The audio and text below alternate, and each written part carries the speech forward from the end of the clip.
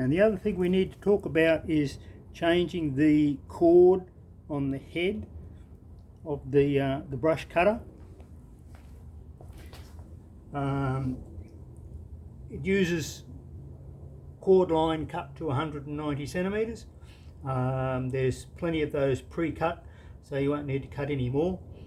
Generally speaking, when the cord gets down to 60-75 mil, that's when it'll need to be changed. So you really only get to use, just over half of your typical line.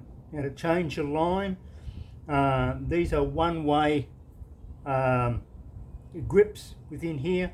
So all we do is we push the existing line through, pull him out through the center, and take one of our lines and just slide him in. Now, I normally put my finger on the inside to make sure I don't waste too much. So as soon as it's sticking through a little bit on the inside, it's gripped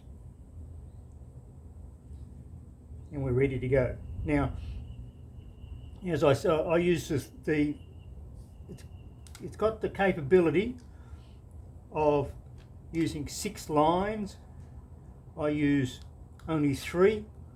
I find that is plenty sufficient and doesn't put a huge amount of load onto the head of the machine. Nice and easy, and she's ready to go. So typically on a yard of this size, I'll have to change these at least once going around the yard, sometimes twice, depending on how long the grass is.